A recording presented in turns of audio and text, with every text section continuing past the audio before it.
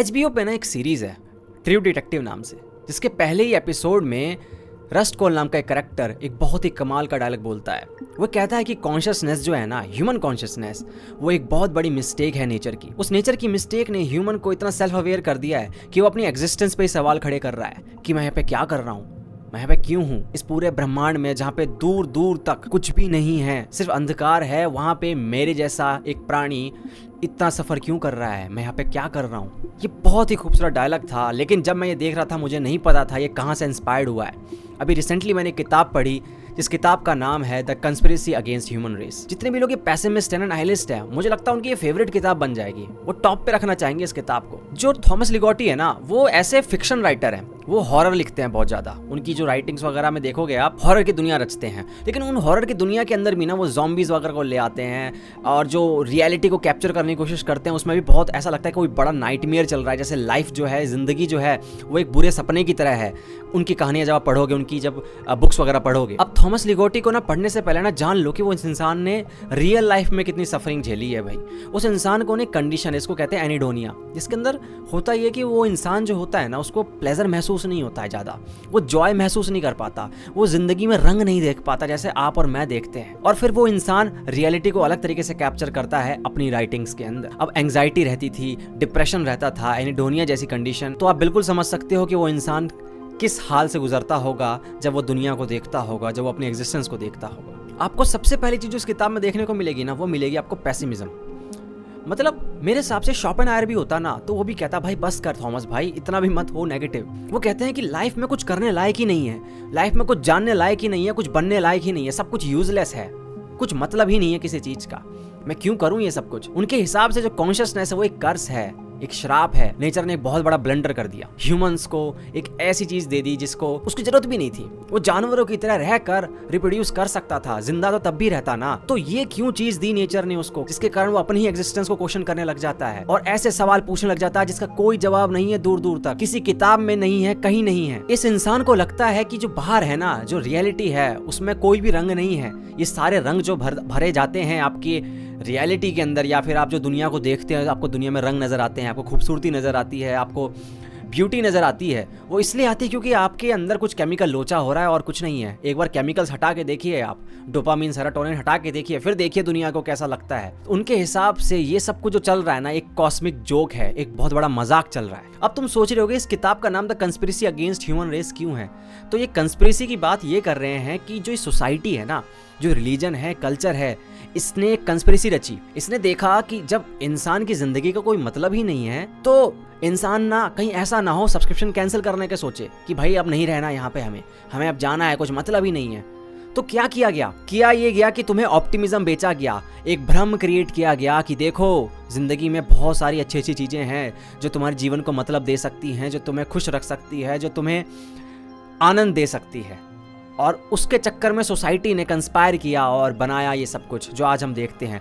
Movies देख लो, circus देख लो, art देख लो, सब कुछ थॉमस के हिसाब से ये सब कुछ जो है इस कंस्पिरेसी का हिस्सा है, जो तुम्हें डिस्ट्रैक्ट करने की कोशिश करता है, जो तुम्हें कहता है देखो जोक की तरफ ध्यान मत दो। वो जो जोक है ना, तुम्हारी एग्जिस्टेंस जो एक जोक है, एक मजाक है, एक गंदा मजाक किया है जो तुम्हारे साथ इस पूरे ब्रह्मांड ने, उसकी तरफ तुम्हारा ध्यान ना जाए, उसके लिए सोसाइटी ये सब कुछ ऑप्टिमिज्म तुम्हें बेचती है। अब होता क्या है ना, देखिए कोई भी राइटर जो होता है ना, वो बहुत सारे फिलोसफर, बहुत सारे राइटर, उनको देखकर इन्फ्लुएंस होता है, उनकी बातें पढ़ता है, उनको सुनता है और कहीं ना कहीं उसका वर्ल्ड व्यू चेंज हो रहा होता है।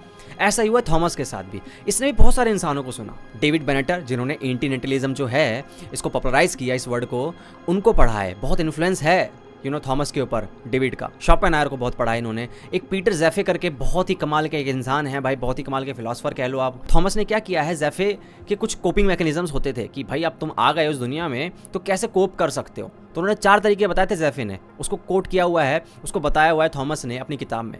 वो 4 तरीके हैं, आइसोलेशन, एंकरिंग, डिस्ट्रैक्शन और सब्लिमेशन। अब आइसोलेशन मतलब कि भाई ये जब तुम्हें लगे ना कि यार ज़िंदगी का कोई मतलब नहीं है, तुम्हें बहुत दुख हो रहा है और ये सारी चीज़ें जो तुम्हें तकलीफ दे रही है, इसको रिप्रेस कर दो, इसको एकदम धक्का देकर ना अनकॉन्शियस माइंड में ना बैठा दो, अंधकार में डाल दो इसको और इग्नोर करो अपनी सफरिंग्स को।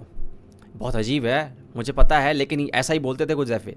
सेकंड वो बोलते हैं एंकरिंग, जो ये नेसेसरी फिक्शंस है ना जो तुमने बना रखे हैं, society, religion, culture, ideology, nation, family, ये सब कुछ जो है ना, ये जो फिक्शन है बेसिकली, लेकिन इसमें तुम ना सच ढूंढ लो, इसमें कोई मीनिंग ढूंढ लो। इसी तरीके से तुम कोप कर सकते हो, वरना अगर तुमने इस चीज़ को भी नहीं थामा तो तुम बहुत तकलीफ में आ जाओगे, तुम्हारी कॉन्शियसनेस तुम्हें जीने नहीं देगी, तुम्हें बहुत तकलीफ में रखेगी।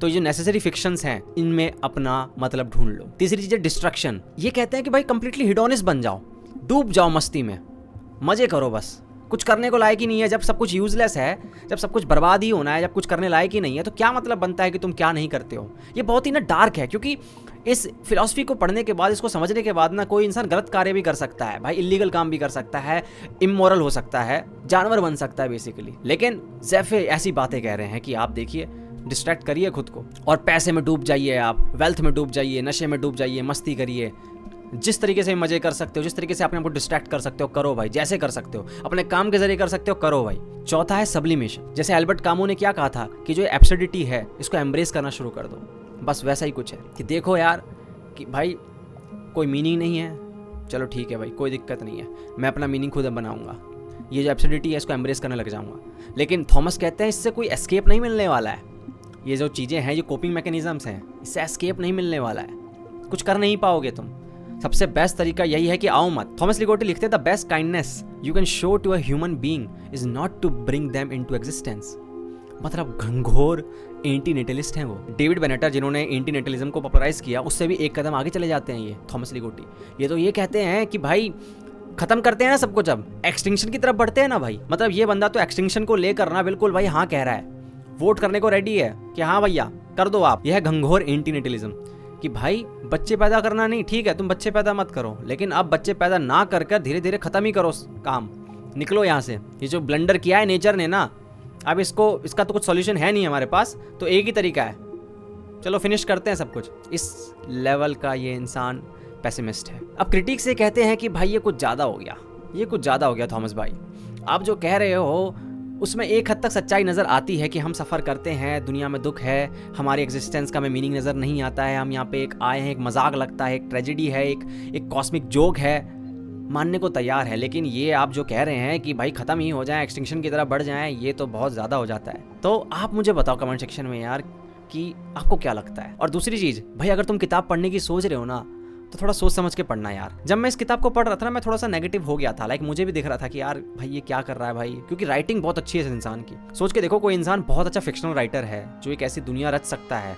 जहाँ पे आपको डर लग सकता है, तो सोच के देखो जब वो रियलिटी को पेंट करेगा अपने शब्दों से, तो कैसे कर सकता है। तो मैं रिकमेंड करूंगा कि पढ़ना, लेकिन सीरियसली मत लेना ज़्यादा। मतलब पढ़ना ठीक है, समझना इस इंसान की क्या थॉट प्रोसेस क्या है, लाइक इसका वर्ल्ड व्यू क्या है, लेकिन समझना ठीक है, क्योंकि मैंने पहले बताया ये कंडीशन से गुजर रहे थे। जिस इंसान का इनर वर्ल्ड जैसा होता है ना, वैसे उसका आउटर वर्ल्ड होता है। तो इस इंसान का इनर वर्ल्ड जो था थोड़ा सा डिस्टर्ब था, तो उसको डिस्टर्बेंस नजर आ रही थी बाहर।